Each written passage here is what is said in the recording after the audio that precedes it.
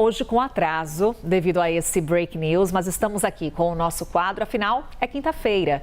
É sempre assim, terças e quintas, a partir das 7h30 da manhã a gente tem o nosso quadro. Hoje, com alguns minutos de atraso, vamos receber o Alessandro Soares e o Hélio Beltrão, comentando as principais notícias do dia.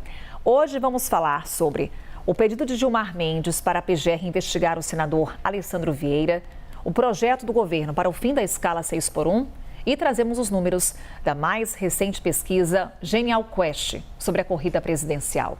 E eu começo o quadro de hoje com o nosso comentarista Alessandro Soares. Tudo bom, Alessandro? Bom dia. Bom dia, Carol. Bom dia a todos. Vamos lá, Alessandro. Nosso primeiro tema trata da relação entre poderes. O ministro Gilmar Mendes pediu à Procuradoria-Geral da República que investigue o senador Alessandro Vieira por abuso de autoridade.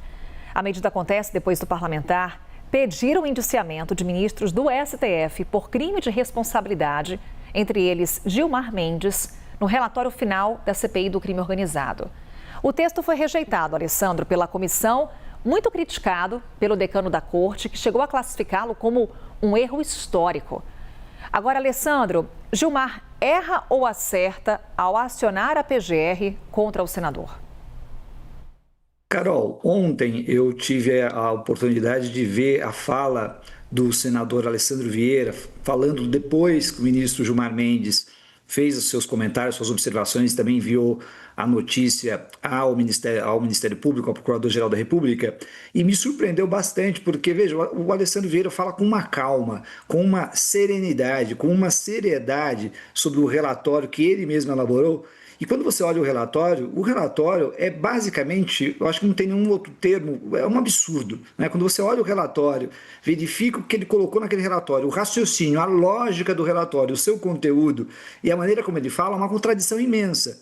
Então veja, quando isso chega no Supremo Tribunal Federal, no atual contexto, e você verifica que dentro desse relatório, no fundo, quando a gente olha, e aí, veja, a gente pode fazer muitas análises do porquê o senador Alessandro Vieira fez isso. Mas me parece que um dos elementos é que ele, de alguma forma, tentou utilizar isso como um discurso político para finalizar a comissão parlamentar de inquérito e, de alguma maneira, também sair com uma imagem positiva do ponto de vista eleitoral. Pelo menos essa é a impressão inicial que a gente tem, já que no relatório, toda essa discussão técnica sobre o indiciamento de ministros do Supremo Tribunal Federal parece mais um discurso de caráter populista para fora da comissão parlamentar de inquérito do que alguma coisa realmente embasada. E eu estou falando isso aqui, eu acho que pelo menos 80% dos juristas que leram esse relatório do senador Alessandro Vieira devem concordar com isso, pelo menos, se tiver um mínimo de formação jurídica. Mas a questão é, bom, e a resposta do ministro Gilmar Mendes? Aí nós temos que olhar com muita atenção, porque veja, é verdade que o senador Alessandro Vieira provavelmente fez isso pensando em questões eleitorais, é provável que ele tenha feito dessa forma, mas o contexto atual não ajuda o senador. Por que eu estou dizendo isso? Porque é uma Suprema Corte que nós temos atualmente sendo atacada constantemente, tanto por motivos razoáveis, quanto por motivos ilegítimos. E aí você vê uma situação onde você tem uma comissão parlamentar de inquérito que tenta fechar os seus trabalhos e que vai funcionar no futuro, provavelmente, como um dos elementos para tentar, lá na frente, talvez como uma proposta política, particularmente da extrema-direita, caçar ou ameaçar o Supremo Tribunal Federal. Vale dizer aqui que no próprio relatório do senador, você vai encontrar ali até uma certa nuance de, olha, a nossa decisão é tomada também contra decisões do próprio Supremo Tribunal Federal em processos, como, por exemplo, habeas corpus que foram, decisões em habeas corpus que foram proferidas pelo Supremo Tribunal Federal e que dizem respeito à atuação da Comissão Parlamentar de Inquérito. O que isso significa, em última análise? Significa também uma tentativa de intervenção nos trabalhos do Supremo Tribunal Federal. E repito aqui, Carol, para um poder legislativo que nos últimos anos tem argumentado, narrado e atacado o Supremo Tribunal Federal, dizendo que o Supremo tem violado suas competências, é estranho que você utilize a Comissão Parlamentar do Inquérito para fazer exatamente aquilo que você indica que o seu adversário de momento, que é o Supremo Tribunal Federal, está fazendo. Então, acho que o ministro tentou ter uma reação com relação a isso, tentando se precaver, ou seja, olha, não tentem fazer esse tipo de coisa. Então, é muito difícil você falar para o ministro que ele está errado, né, com relação a esse tipo de situação, né, já que você tem um contexto muito mais complexo. Alessandro, vamos para o nosso segundo assunto, é o fim da escala 6x1. O governo enviou ao Congresso um projeto sobre o tema com urgência constitucional, o que torna obrigatória a votação pelo Congresso em até 45 dias.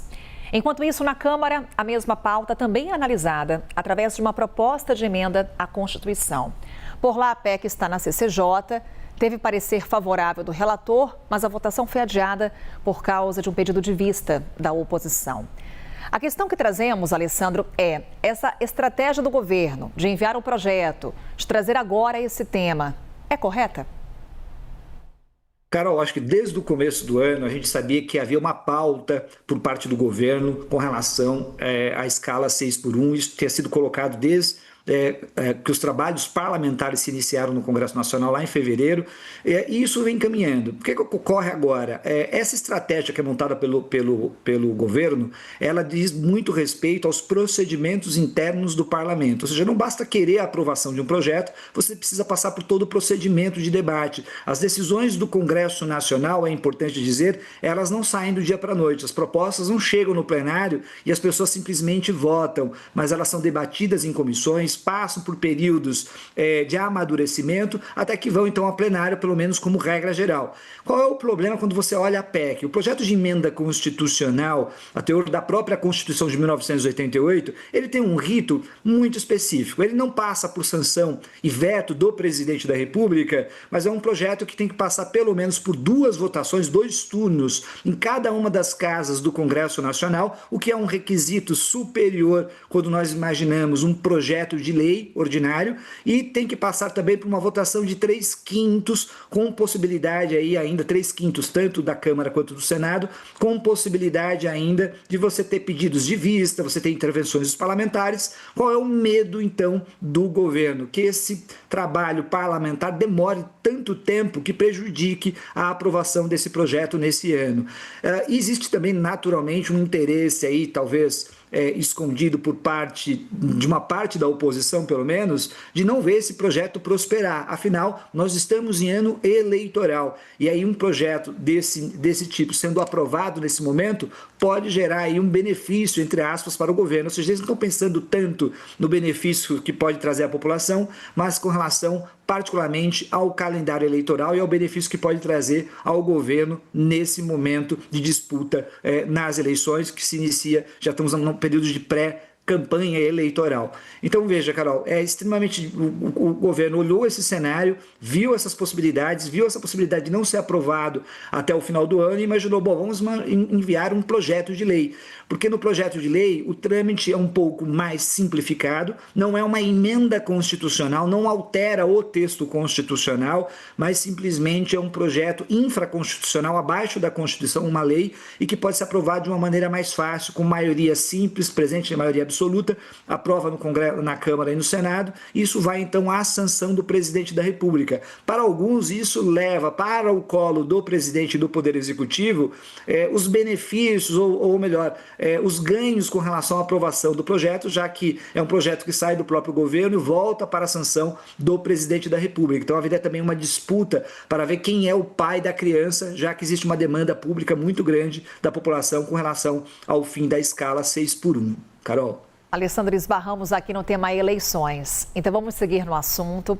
Trazemos números da mais recente pesquisa Genial Quest sobre a corrida presidencial. O levantamento aponta Flávio Bolsonaro e Lula empatados no eventual segundo turno com vantagem numérica do senador. É a primeira vez que isso acontece nesse levantamento da Quest, que traz aí uma série desde agosto de 2025. Flávio Bolsonaro soma 42% e Lula 40%. Alessandro, em que medida as pesquisas eleitorais pressionam o governo que busca uma reeleição? Carol, pesquisa eleitoral é um retrato de momento. Eu já vi muitos, tanto membros da oposição quanto pessoas do governo, muitas vezes, às vezes desqualificam uma pesquisa ou outra, mas o fato fundamental sendo uma pesquisa minimamente razoável, né, sendo divulgada e havendo debate público, você leva isso em consideração. Não importa se essa pesquisa foi mal feita ou bem feita, ela tem algum nível de impacto público. Não é sem motivos que a própria Justiça Eleitoral regulamenta essa questão das pesquisas eleitorais no processo eleitoral. Quando, naturalmente, você recebe uma pesquisa eleitoral, você vai fazer uma análise estratégica do que está ocorrendo. Acho que o governo tem hoje uma certa consciência de que a eleição, já tem faz um bom tempo, até o próprio presidente Lula já o disse, que a eleição vai ser uma verdadeira guerra civil do ponto de vista político eleitoral. Hoje o Flávio Bolsonaro é um sujeito que está herdando no fundo, com o sobrenome que tem, está herdando aquilo que foi acumulado politicamente pelo seu pai. Eu às vezes até me pergunto se na pesquisa eleitoral as pessoas verificam qual é o primeiro nome, talvez eles só olhem o sobrenome Bolsonaro, e isso tem uma força política muito importante, porque é um nome já reconhecido pelo eleitorado, mas isso indica também para quem é oposição, ou melhor, para quem está hoje no governo com relação ao Bolsonaro, ao Flávio, é que você teria que criar uma estratégia para minar essa candidatura, eu falo minar uma candidatura, minar de maneira legítima a candidatura do Flávio Bolsonaro, e o que exige então você criar uma estratégia inclusive discursiva. E aí eu acho que o governo está pensando qual é a melhor estratégia. A gente sabe que tem um cardápio enorme, acho que vão ser utilizadas todas as estratégias possíveis.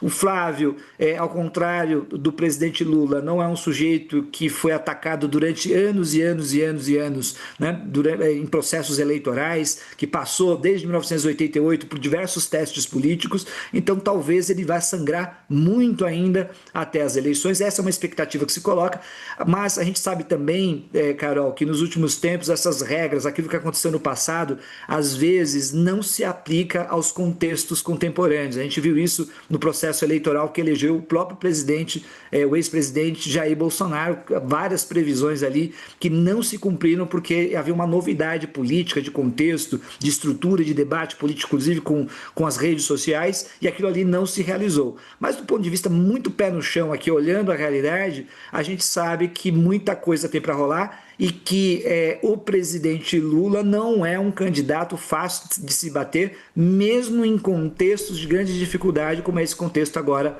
desse processo eleitoral. Carol?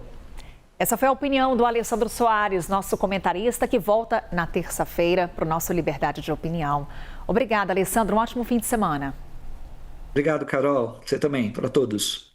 E por aqui nós seguimos com o nosso quadro. Agora, nós ouvimos a opinião do nosso comentarista, Hélio Beltrão, também chegando por aqui. Bom dia, Hélio, tudo bem? Bom dia, Carol. Bom dia, turma. Vamos aí com os mesmos 3 temas para você, Hélio. O nosso primeiro diz respeito ao relatório final da CPI do crime organizado, que pediu o indiciamento de ministros do STF. Relatório rejeitado na comissão, mas o texto gerou consequências. Além das notas, declarações públicas e críticas em redes sociais, vê agora uma reação jurídica. Um pedido de Gilmar Mendes para que a PGR investigue Alessandro Vieira por abuso de autoridade. Como é que você avalia essa posição do ministro Gilmar Mendes? Hélio, Gilmar Mendes erra ou acerta nesse pedido de investigação? Carol, ao meu ver, ele erra feio. A reação do ministro Toffoli, do ministro Gilmar Mendes, ao relatório da CPI do crime organizado é típica de autoridade que não suporta crítica, que não suporta oposição.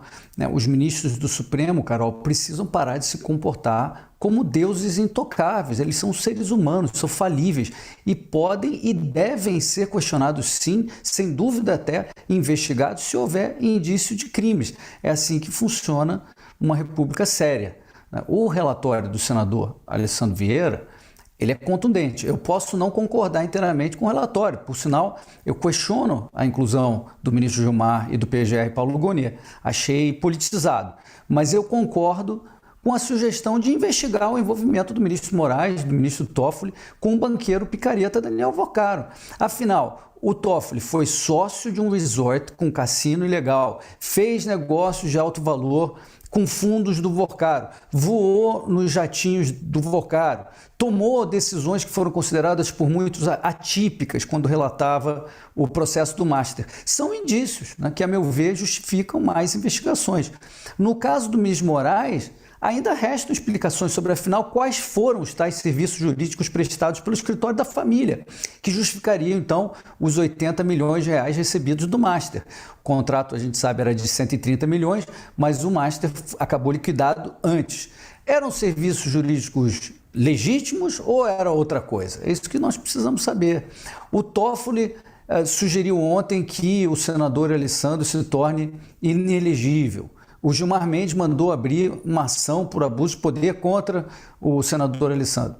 Aparentemente, o Supremo Futebol Clube vai tentar acabar com a carreira do senador. Isso não está nada certo, Carol. É uma ameaça terrível a todos que defendem transparência, boa governança no judiciário. É talvez o maior bullying do Supremo contra o Congresso Nacional em toda a história, e não são poucos os bullying que têm ocorrido no Brasil. As CPIs, o Congresso, precisam ser respeitados. Vamos lá, o relator apresentou o relatório com aquilo que a CPI conseguiu apurar. A CPI, regimentalmente, rejeitou o relatório, como você falou, Carol. E aí o Supremo Tribunal Federal decide perseguir o relator. Percebe o absurdo? E o Supremo, então, vai perseguir também todos os outros senadores que assinaram o relatório? Ou só vai pegar alguém para Cristo?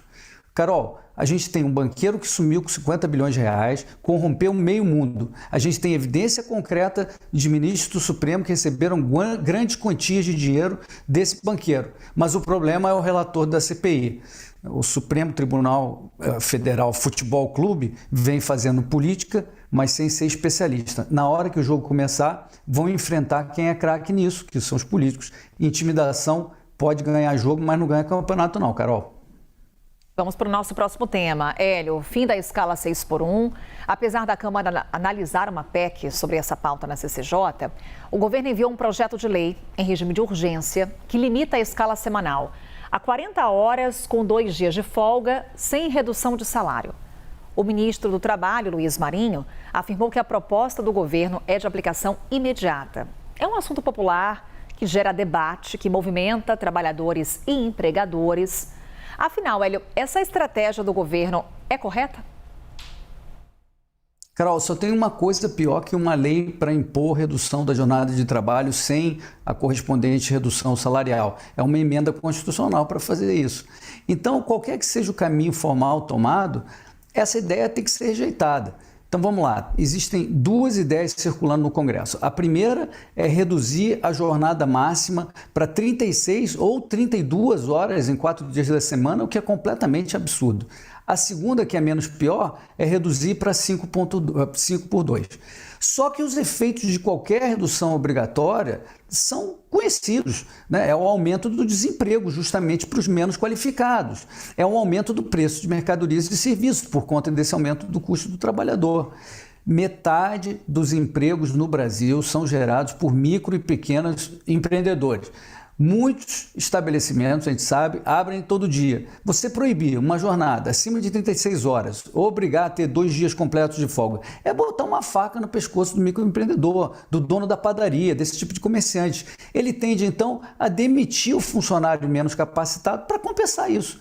Eu entendo bem que o governo prefira apressar o fim da 6x1 via um projeto de lei, né, porque o governo está desesperado e essa medida tem um apelo por ser justamente populista. É uma pena, é mais uma vez uma forma de ferrar o empreendedor usando a marreta da lei. Mas, Carol, tem um outro projeto no Congresso do deputado Maurício Marcon que resolve esse problema da melhor maneira possível. Ele altera a Constituição para permitir ao empregado optar, ele tem escolha, ou ele fica com a jornada da CLT, ou ele entra num regime flexível baseado em horas trabalhadas. É genial. Ele encerra a escala 6x1, dando uma opção em vez de proibir. Essa PEC, sim, tem que ser aprovada.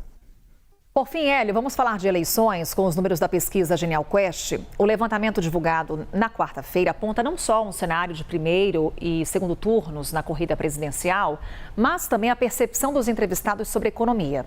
50% acreditam que a economia piorou nos últimos 12 meses e 72% dizem que o preço dos alimentos subiu. A pesquisa também revela que 42% avaliam o governo de forma negativa, temos 31% avaliando de forma positiva e 26% como regular. Trouxe aqui os números. Diante deles, a pergunta do Liberdade de Opinião é: as pesquisas pressionam a estratégia do governo na busca pela reeleição? Carol, essa é mais uma pesquisa que confirma o que a gente está vendo desde o início do ano. Lula em franca decadência, Flávio cada vez mais forte. Nada mudou nesse último mês, apesar de todos os esforços do governo. Não adiantou nada, nem isenção de R$5.000 de imposto de renda, nem auxílio gás, nem os eventos sidônicos, nem vídeo fazendo agachamento, nada disso adiantou. Agora, pela primeira vez, então, o Flávio aparece 2 pontos percentuais à frente do Lula. Na próxima pesquisa, eu acho que pode, inclusive, superar a margem de erro. Chama a atenção, Carol, como os independentes estão cada vez mais longe do Lula. São esses eleitores independentes que não votaram nem no Lula, nem no Bolsonaro de 2022, que vão definir essa eleição. E tem também o público evangélico, que rejeita o Lula cada vez mais. O eleitorado jovem também, que está muito contra o Lula, mais contra o Lula do que a favor. Por quê? Porque o Lula ficou ultrapassado, ele tem ideias vencidas, os métodos dele são bem conhecidos. A turma quer mudança. Uma pesquisa recente apontou o quê?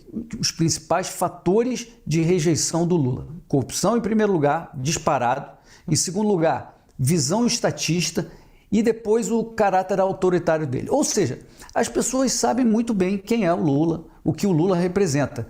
Carol, metade dos adultos está endividado, são 80 milhões de pessoas, é uma marca histórica, são 80 milhões de tragédias pessoais, fruto de uma visão irresponsável, de políticas irresponsáveis de estímulo ao crédito. O Lula tem uma tara para ver as pessoas gastarem. Os bancos, e aí não são só os bancos públicos não, adoram essas políticas de crédito do Lula. Ele nunca fala da importância das pessoas em controlar seus gastos, poupar, planejar o futuro. Ao contrário, ele fala em consumo o tempo inteiro, está tudo errado. Então, esse tipo de coisa, Carol, explica o que essas pesquisas estão mostrando repetidamente. O Brasil cansou do Lula, das ideias e dos métodos dele. O Lula caminha rapidamente para a aposentadoria, que será, na minha opinião, ratificada pelas urnas, e isso vai ser uma grande bênção para o Brasil, Carol. Hélio Beltrão, trazendo opinião aqui para a gente no Novo Dia. Hélio, mais uma vez, obrigada. Um ótimo dia para você. Até terça. Bom dia para você e para todos, Carol. É Liberdade de Opinião, que a gente traz aqui todas as terças e quintas no Novo Dia, a partir das 7h30 da manhã. A opinião dos nossos comentaristas não reflete necessariamente a posição da CNN Brasil.